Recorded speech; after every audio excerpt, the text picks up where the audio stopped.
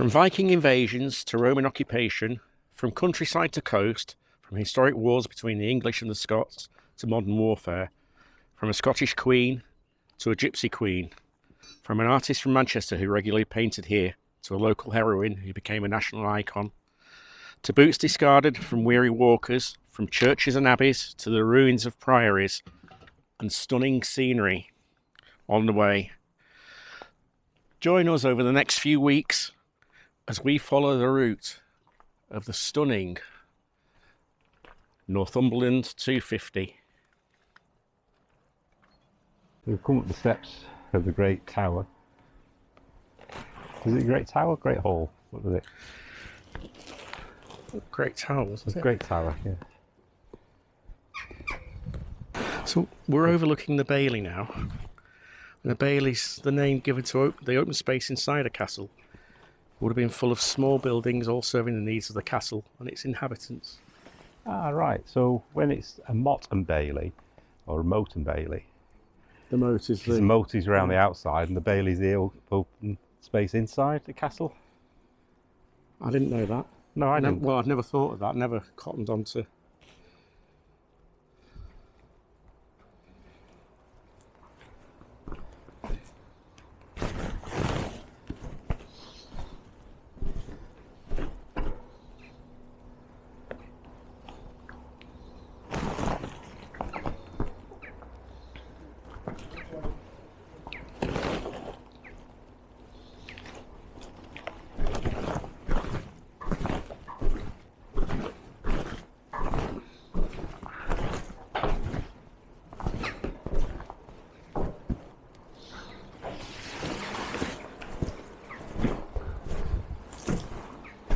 We've just come into the entrance hall, and Darryl said there's lots of corridors.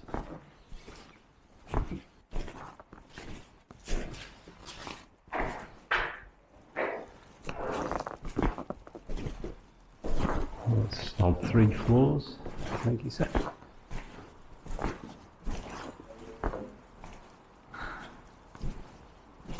I wasn't expecting it to be this big inside. No.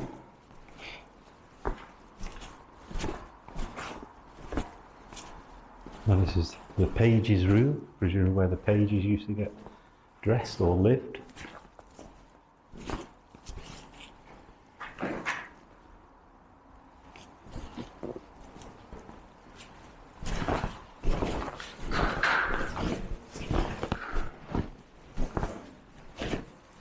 Wow. Just goes on and on, doesn't it? Yeah. He said it with lots of corridors, didn't he? Yeah. Wine cellar. This is the wine cellar. Yeah.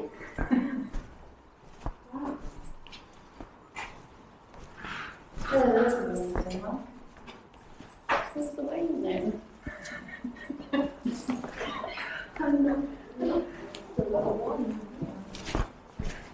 Wine was imported from modern-day Germany, France and the Mediterranean, and it was stored in here in barrels.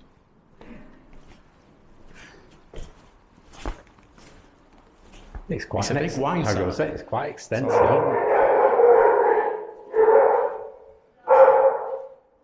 We told lies. We told the dogs they weren't allowed in here, didn't we? We did.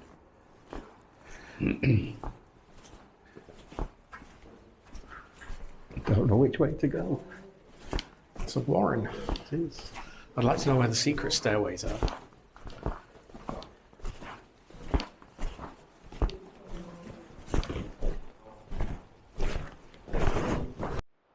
The household dined together. The castle owners and their guests sat at the top table.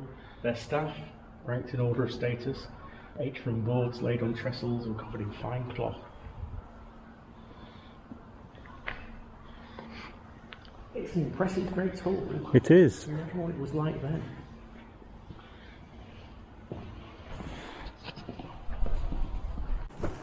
This is a light well, or the light well, which is the vertical hollow core to the tower. It allowed light and ventilation to rooms that probably weren't exposed or have normal fresh air. It also collected rainwater, which was collected down at the bottom in the scullery, that was then used for washing, cleaning, and probably flushing out the chutes of the toilets.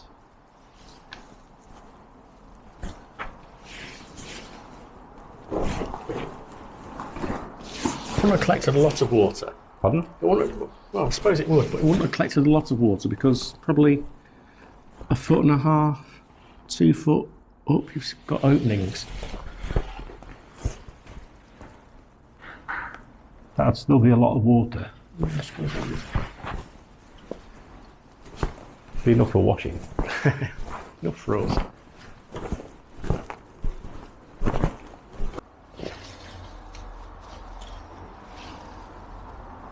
No, I can't smell anything. I reckon I've got a stuffy nose. What's it meant to do? Well, it says here, this is... Please touch the sculpture. You may find that the medieval sense of the chapel still linger. I don't know. My nose is a bit blocked, so...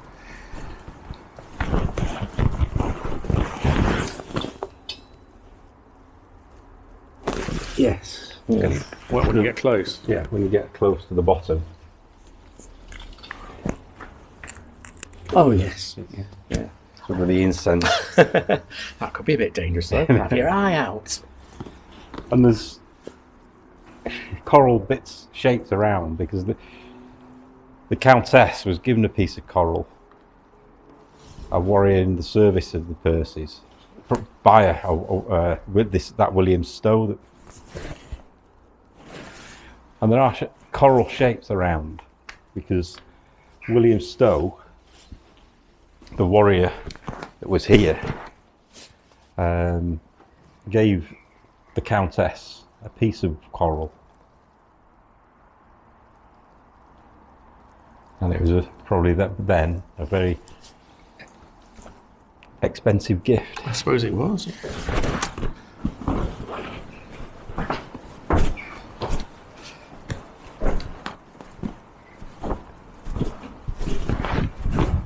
There's a view of the river.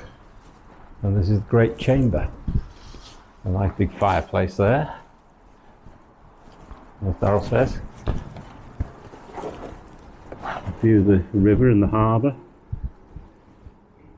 And the lighthouse out to sea. I don't know whether you see that on the video.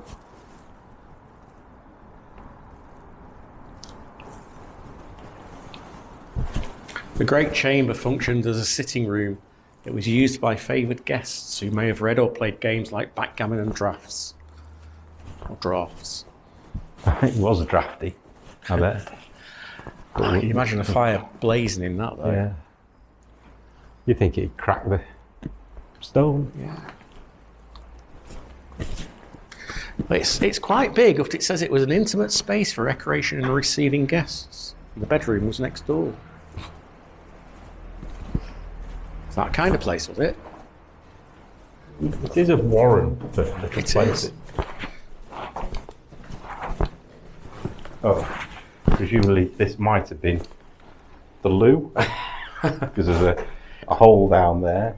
It's got a water pipe on it these days.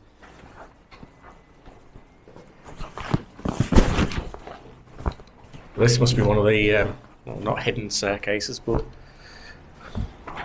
Secrets. It's padlocked. This must have been a bedroom, bed chamber.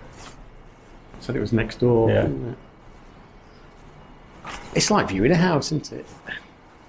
Another big fireplace. There's a bit to do on it. Yeah, it'll take us a while.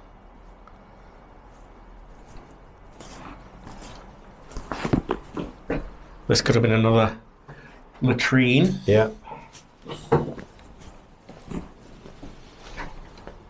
A room with a view.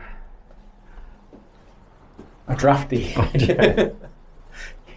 You don't want to get done quick.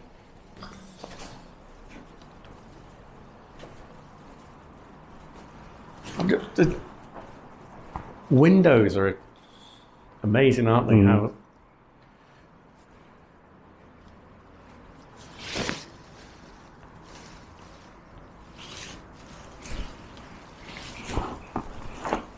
You have to think, looking through these, what the town looked like back then, or whether it was just fields or whether there were any other buildings. And There'd be very few, I'd imagine, because everybody would be in the castle, wouldn't it, for protection.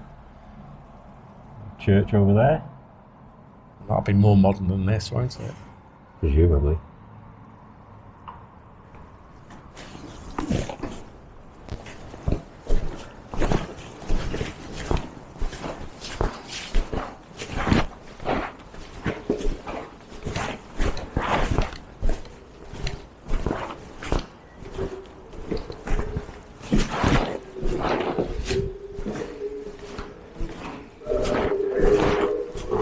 Again, we're back in the Great Hall.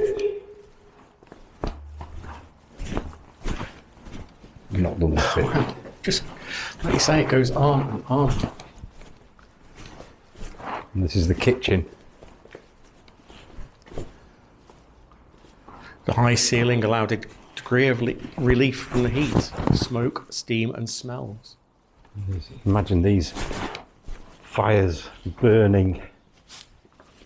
Yes, I was just thinking, what heat? It might help, but when you see the size of these fireplaces, Yeah.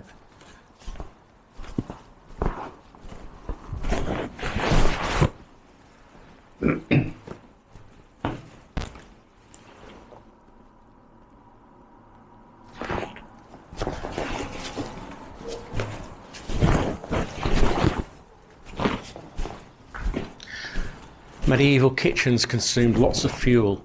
A similarly sized kitchen from 150 years later used around 170 kilograms of coal every day, plus the kindling wood needed to get the fires going. That's a lot of coal. Well, they wouldn't have coal in these days, would they? No, it'd all be still wood, wouldn't it? Yeah.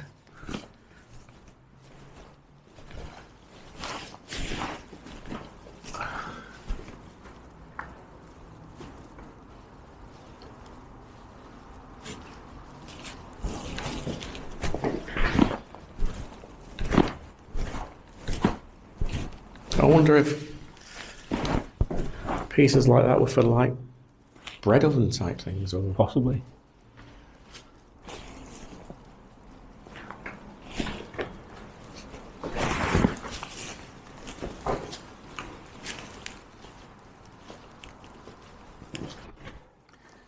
After the accession of Henry V in 1413, the young Percy pledged his allegiance to the crown, and he was granted the Earldom of Northumberland once again. He returned to Warkworth, and to celebrate the occasion, a great feast was planned, drawing in supplies from across the region. And that was after his father and grandfather had lost their lives and titles in rebellions against the Henry IV. So It's quite a history. it is. But they sort of in and out of favour, Yeah, weren't with they? the kings, the royalty. And then you get a tiny little... Yes. No idea. No. Unless it's simply just for shooting arrows. Don't know. But it did say it was never really a castle used in combat or anything, didn't it? Well, it did, because they did the wall, didn't they? Oh, of course, yeah.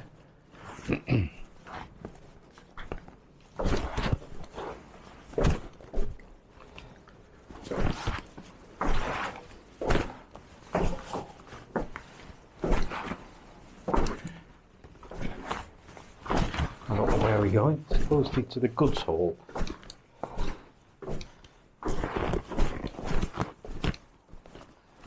This is the goods hall.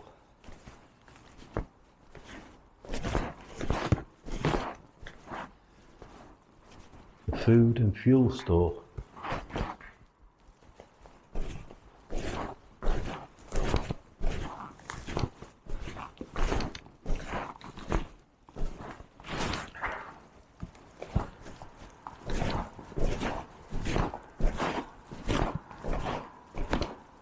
And this is the larder and tank room, so presumably this was the tank for water, which makes sense now, because there, through that gap, is the light well, and the water used to run in here and store in there. So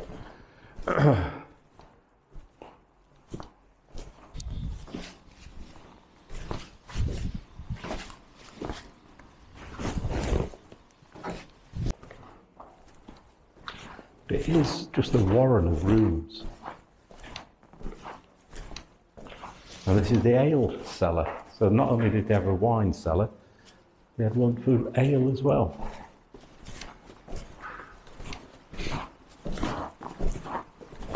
The same. This is the ale cellar. So not only did they have a wine cellar, Yeah, separate ale cellar. separate one for ale. It's impressive. We need to go upstairs even more. There's another step we've missed. Is there? All members of the castle household and selected guests are entitled to a daily amount of food and drink. This was again linked to status. Wine and white bread for the well-off, ale and brown bread for the rest. And now we say brown bread's better. Yeah, better for you.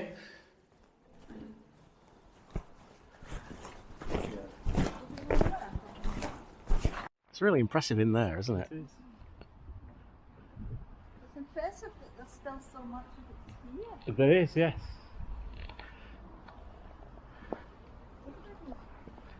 It just goes on. So much to discover here. Now we're going into the Collegiate Church. Oh, this is the one that was on that sign being built, wasn't it? That's right, yes. The remains of the castle's private church cut across the north end of the bailey, dividing the space into two.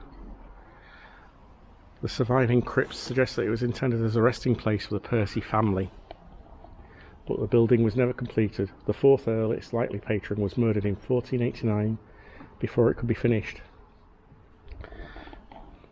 It would have been staffed by a group college of clergy, hence the name Collegiate.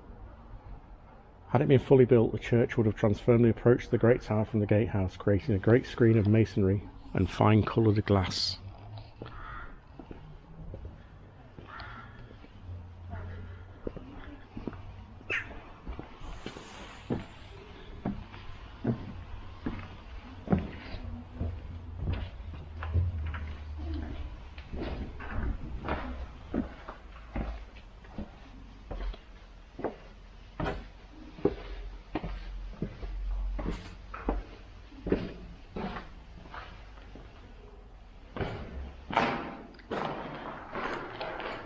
Colin.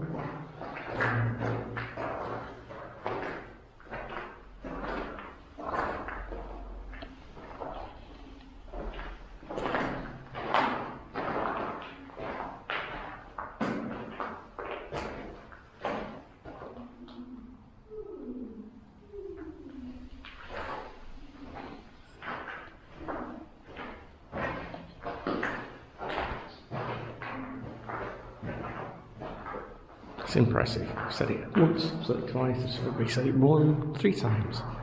It's impressive.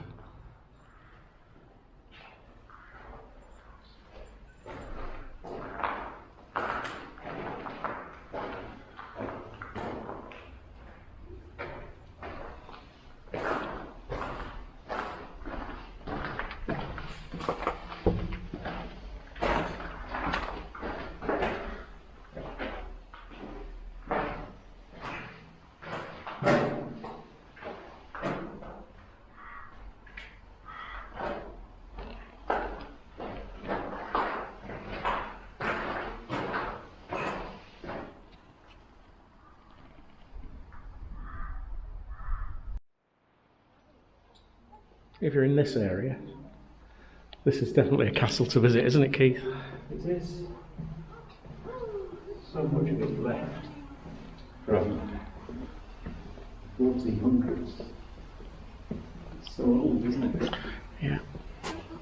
It looks like you can built those stairs. Yes. So not quite finished yet.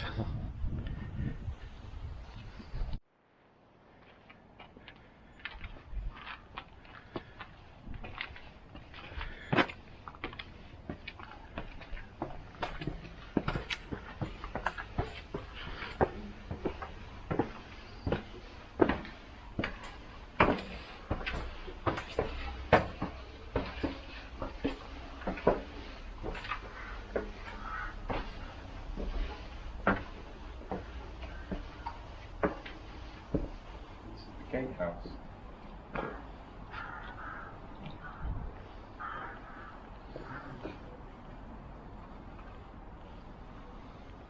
I'm learning lots of new words today. Quintain. A rotating target used to train knights for jousts. Horse riders at full gallop would try to hit the quintain with their lance.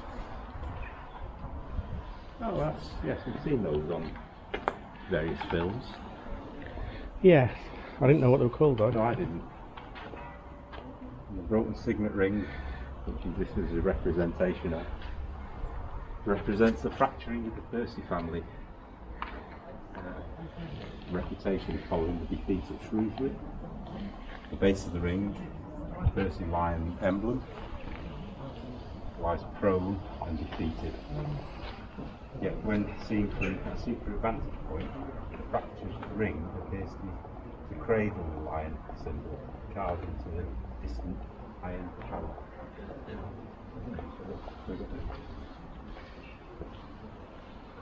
Where's the vantage point, I wonder? One of those seats. Probably the one with the lion on, do you think?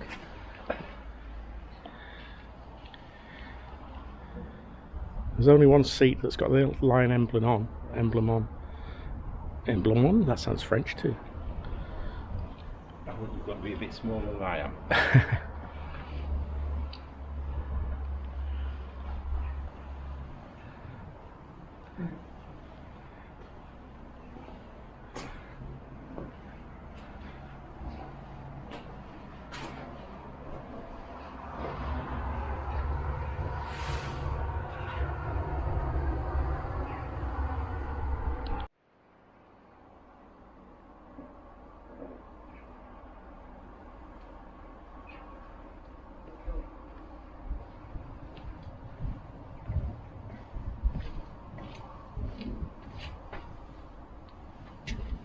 This was worth stopping off at.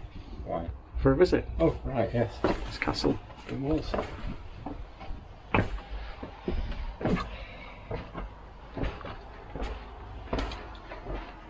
And that's it, we're back at the entrance. The modern day gatehouse.